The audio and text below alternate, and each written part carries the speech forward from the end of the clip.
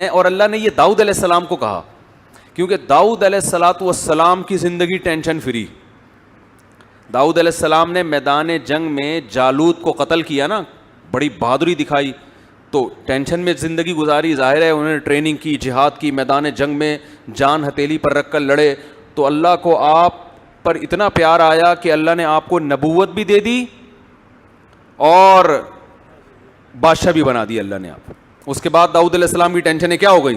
دولت کی ریل پیل اور حکومت, خلافت. تو قرآن کہتا ہے اے داؤد اللہ کا اب آپ نے شکر ادا کرنا ہے, ناشکری نہیں کرنی. ایسا نہ ہو کہ اب آپ کا لائف اسٹائل ہی چینج ہو جائے. پہلے آپ عبادت گزار تھے, دن میں روزے رکھتے تھے, رات کو تہجد پڑھتے تھے. داؤد علیہ السلام, حدیث میں آتا ہے سب سے بہتر روزہ وہ ہے جو داؤد علیہ السلام رکھا کرتے تھے. پوری زندگی داؤد علیہ السلام نے ایسے روزہ رکھا ہے, ایک دن روزہ ایک دن ناغا, ایک دن روزہ ایک دن ناغا, پوری زندگی. کیوں یہ سب سے افضل روزہ کیوں ہے؟ اس لیے کہ روزے کا جو بنیادی مقصد ہے نا وہ اپنے جسم کو کمزور کرنا نہیں ہے. سمجھ رہے ہو؟ کیونکہ حدیث میں آتا ہے المؤمن القوی خیر من المؤمن الضعیف. طاقتور مومن کمزور مومن سے اللہ کو زیادہ محبوب ہے. اگر روزانہ روزے رکھ کے کمزور ہو جائیں گے تو پھر لڑے گا کون ہے بھائی؟ جہاد میں کیسے لڑیں گے؟ گھر بیوی بچوں کے حقوق کیسے ادا کریں گے؟ محنت کیسے کریں گے؟ یہ تو مسلمان تو ترقی میں پیچھے رہ جائیں گے نا. اور اگر اس چکر میں کہ کمزور نہ ہو روزہ ہی نہ رکھیں تو یہ بھی غلط ہے, کیونکہ صرف جسمانی طاقت نہیں چاہیے, ہمیں روحانی طاقت بھی چاہیے. اور روحانی کہاں سے آتی ہے؟ وہ تو روزہ رکھنے سے آتی ہے. روزہ آپ کو خواہشات سے کیا کرتا ہے؟ روکتا ہے. روٹی کھانے کا دل چاہ رہا ہے, نہیں کھا رہے آپ, تو آپ میں اپنے نفس کے خلاف ایک قوت پیدا ہوتی ہے. بھائی دنیا میں سب سے بڑا مسئلہ یہی ہے نا کہ جو دل چاہتا ہے بس کرنے کا سوچتا ہے انسان, اب قوت برداشت ہی ختم ہو گئی ہے نا.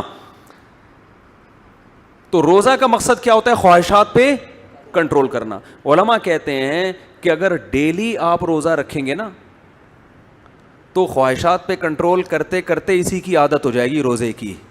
پھر زیادہ روٹی اور ان چیزوں کی طرف دھیان ہی نہیں جائے گا آپ کا.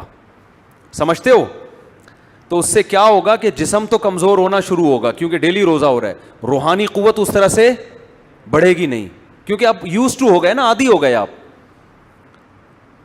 تو وہ کہتے ہیں ایک دن چھوڑ کے روزہ رکھنے میں کیا ہوتا ہے کہ عادت پڑتی نہیں ہے روزے کی.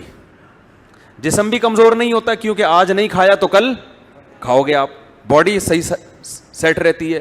لیکن ٹینشن اتنی ہوتی ہے نا کہ روزے کی عادت پڑتی نہیں ہے آپ کو. ایک دن رکھا ایک دن چھوڑ دیا, پھر دوبارہ رکھنا بڑا مشکل ہوتا ہے. بھائی رمضان میں ہم کنٹینیو رکھ لیتے ہیں نا, عادت 10-15 دن کے بعد تو ایسے عادت پڑتی ہے پتہ ہی نہیں چل رہا ہوتا.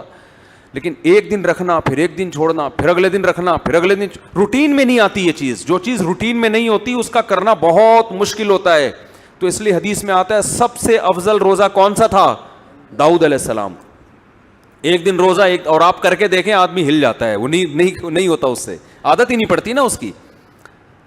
تو کیسے اللہ کی عبادت کرتے تھے؟ تو اللہ نے قرآن میں داؤد علیہ السلام سے کیا فرمایا؟ اعملوا آل داؤد شکرا. داؤد اور آپ کی آل, آپ کا خاندان, کیونکہ داؤد علیہ السلام کو جب حکومت ملی تو خاندان بھی غریبی میں فائدہ اٹھاتا ہے نا, اس سے ان کی بھی عزت ہوتی ہے, بھائی شاہی خاندان کے لوگ ہیں.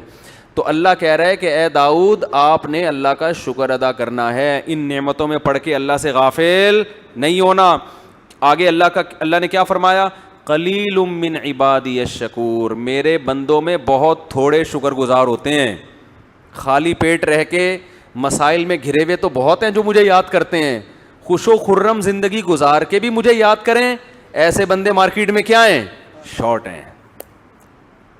تو اللہ سے یہ دعا نہیں کرنی چاہیے کہ اللہ تو ہمیں ٹینشنیں دے تاکہ ہم تجھے بھولیں نہیں. یہ دعا کرنی چاہیے اے اللہ تو ہمیں داؤد علیہ السلام کی طرح نعمتوں میں ڈبو دے ہمیں, اور پھر ہمیں شکر کی توفیق بھی بولو عطا کرے.